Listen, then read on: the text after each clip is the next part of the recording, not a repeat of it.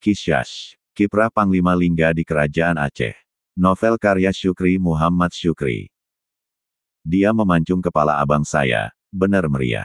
Pekik Sengeda dengan suara melengking, mengagetkan Sultan dan Raja-Raja dalam Balairung Sari itu. Mulut Sultan dan Raja-Raja seperti terkunci.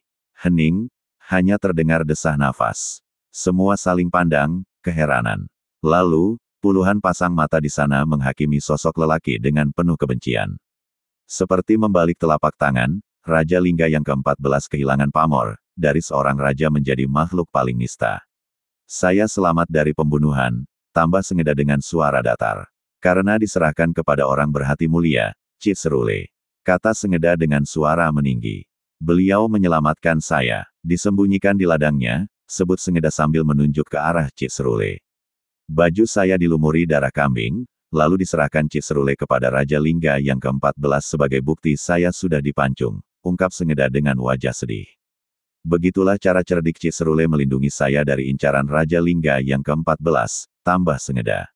Ampun daulat tuanku, berkenan kiranya mengizinkan ibu saya hadir ke sini sebagai saksi, mohon Sengeda. Setelah mengucapkan salam penutup, dia turun dari podium kembali ke belakang singgasana. Peserta forum Raja-Raja diselimuti suasana sedih setelah mendengar pidato Sengeda. Tak ada satupun yang menyanggah, semua berempati kepada Sengeda. Empati atas perjuangan seorang remaja yang mencari jejak kerabat, malah dipancung oleh abangnya sendiri. Sekejam apakah manusia yang tega memancung leher adiknya sendiri? Raja Lingga yang ke-14 tak mampu menjawab sepatah kata pun. Lidahnya keluh, malu ditatap raja-raja dan petinggi kerajaan. Puluhan pasang mata sudah menghakimi dirinya sebelum diadili oleh mahkamah. Dihakimi sebagai raja tega, tega membunuh adik sedarahnya karena dibutakan oleh kekuasaan.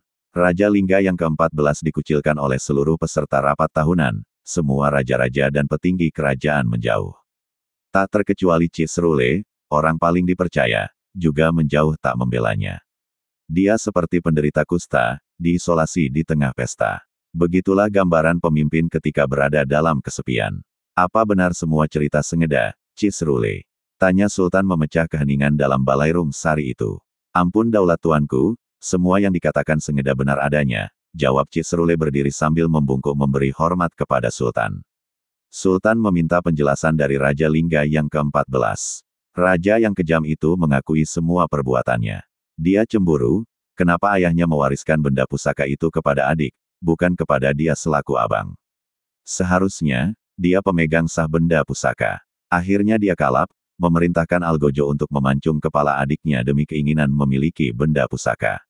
Saudara Raja Lingga, pekik Sultan berdiri dari singgasana. Ampun daulat tuanku, jawab Raja Lingga yang ke-14 dengan muka seputih kapas. Perlu saudara ketahui, Sengeda masih terhitung ponakan saya dari garis ibunya, tegas Sultan dengan nada marah. Ampun daulat tuanku, jawab Raja Lingga ke-14 bersujud di depan singgasana. Apabila cerita itu benar, pedang ini akan memancung kepala Anda, teriak Sultan sangat marah sambil menarik sebilah pedang dari pinggangnya. Pedang ini, teriak Sultan sambil mengangkat pedang perak berlapis emas. Raja Lingga, jawab pertanyaan saya dengan jujur, hardik Sultan. Apakah benar semua cerita yang disampaikan Sengeda? Ulang Sultan dengan mata melotot. Ampun daulat tuanku, semuanya benar, jawab Raja Lingga yang ke-14 pasrah dengan tubuh gemetar. Raja Lingga, sungguh tega engkau membunuh adikmu sendiri. Pekik Sultan sangat marah, turun dari singgasana mengambil ancang-ancang akan menebas leher Raja Lingga yang ke-14.